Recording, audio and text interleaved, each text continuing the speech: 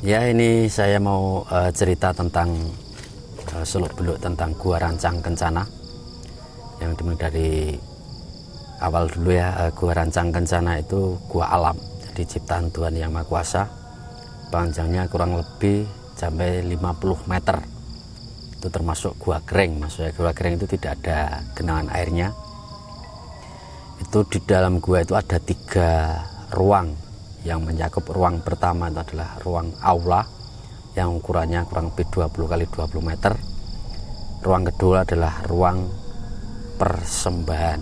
Ruang persembahan itu biasa kalau ada orang melakukan ritual atau meditasi, biasa untuk naruh dupa, kemenyan, buah-buah dan sebagainya. Terus yang ruang terakhir sendiri yang lubang masuknya kecil dengan cara merangkak, itu masuk ruang persembunyian atau ruang semedi. Itu memang Gua Rancang Kencana adalah gua buntu. Di ruang pertama sendiri itu ada keunikan, ya, ada pohon besar yang menjulang di mulut gua. Itu ada pohon klumpit.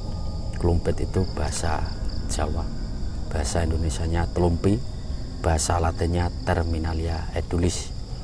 Diperkirakan pohon besar itulah berumur 350 tahunan lebih. Beda dengan Gua Rancang. Kalau Gua Rancang sendiri adalah gua purba yang sudah ribuan tahun yang lalu. Itu termasuk sejajar dengan Gua Braholo yang ada di Rongkot Gunung Kidul. Di ruang pertama Gua Rancang Kencana sendiri itu ada keunikan juga. Itu di ruang pertama itu ada bekas garis-garis, itu pernah digunakan oleh warga sekitar Gua Rancang. Itu pernah digunakan sebagai tempat bulu tangkis pada waktu itu, ya, sekitar tahun 80-an, dan pernah juga digunakan sebagai tempat untuk kesenian, misalnya ketoprak, wayang dan sebagainya. Dan akhir-akhir ini juga sering digunakan sebagai tempat untuk syuting-syuting film laga itu di Gua Rancang Kencana.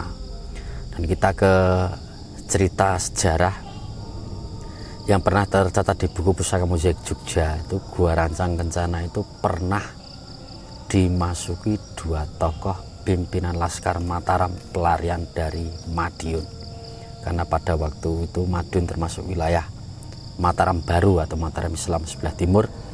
Itu sekitar tahun 1820. Jadi pada waktu itu ada pergulakan penjajahan Belanda. Itu 2 tokoh Laskar Mataram itu adalah Soreng Pati sama Putut Linggobowo. Itu masuk ke Gua Rancang. Itu yang pertama untuk sembunyi, semedi, dan untuk merancang strategi. Makanya ini diberi nama Gua Rancang Kencana itu karena tempat untuk merancang strategi. Kalau kita artikan adalah gua adalah sebuah tempat, rancang itu merancang atau menyusun strategi, kencana itu kita artikan emas. Jadi secara bebasnya adalah sebuah tempat untuk merancang strategi demi kebajikan atau demi kemuliaan, karena pada waktu itu untuk melawan penjajah Belanda. Tuh. Tapi ada cerita yang lain tentang legenda, misalnya Pangeran Diponegoro, Sentot Parudjijo, dan para wali konon juga pernah memasuki Gua Rancang Kencana juga untuk merancang strategi. Jadi ada cerita-cerita yang lain itu masuk dalam cerita legenda khusus untuk Gua Rancang Kencana. Terus kalau ada hal-hal yang ada kaitannya dengan cerita mistik misalnya, ya, karena tidak menutup kemungkinan tempat-tempat seperti ini adalah tempat-tempat hal-hal yang pasti itu berbau mistik. Cerita Gua Rancang Kencana yang berkaitan dengan yang berbau-bau mistik misalnya, ya, itu banyak sekali pengalaman-pengalaman dari orang luar misalnya.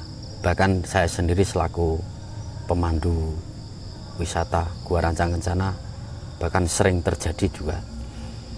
Itu pernah juga diperkuat oleh kedatangan Soleh Pati bersama Tukul Arwana dalam acara Mister Tukul Jalan-Jalan. Serta 2 dunia juga pernah.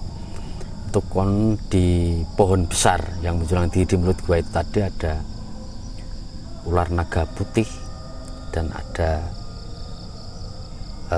khodam dari 2 tokoh Laskar Mataram yang saya sebutkan tadi, khodam dari Sorengpati sama Putut Linggobowo, serta khusus yang di ruang terakhir tersendiri itu sejak dari dulu simbah-simbah terdahulu, cerita leluhur warga sekitar Gua Rancang Kencana itu di dinding terakhir Gua Rancang Kencana itu konon termasuk pintu gaib menghubungkan sampai Gunung Merapi, itu secara mistik.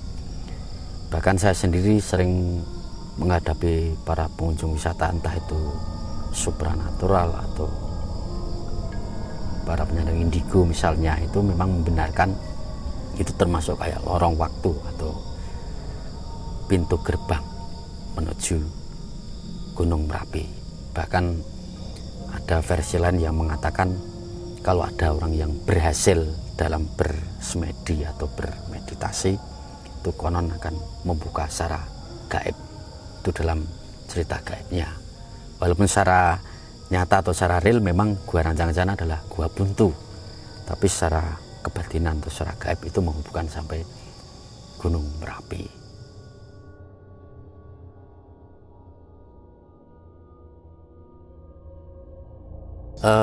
Banyak sekali pengalaman-pengalaman yang sering diceritakan oleh para pengunjung wisata, terutama yang masuk ke Gua Rancang Kencana. Yang sering saya dengar adalah banyak dari karang-karang mereka menceritakan di situ sering nongol kayak sosok kayak Nyi Roro Kidul misalnya, itu sering juga itu di sekitar Pohon Besar.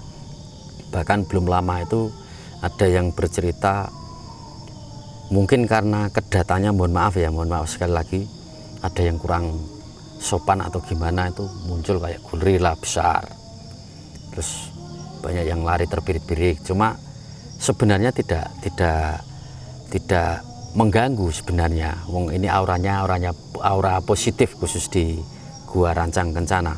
Bahkan untuk suara-suara yang kadang rame kayak suara pasar itu sering terjadi, apalagi ketika pas sepi menyekam, tidak ada pengunjung. Apalagi kalau sudah mulai jam-jam 5 sore, itu biasanya seringlah hal-hal seperti itu terkaitan.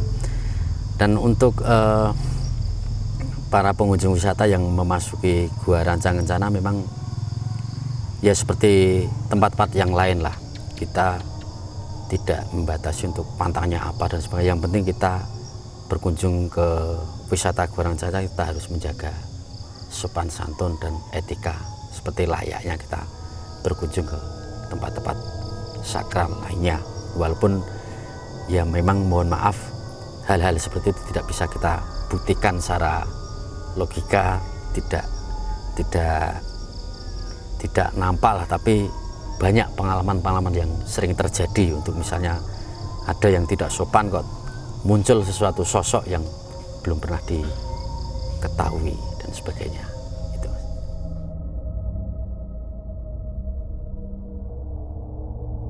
Ya, untuk pesan saya selaku sebagai pemandu Gua Rancang Kencana bagi para pengunjung wisata yang ingin berkunjung ke Gua Rancang Kencana, yang jelas nggak usah takut. Saya ulang lagi, nih auranya positif, aman.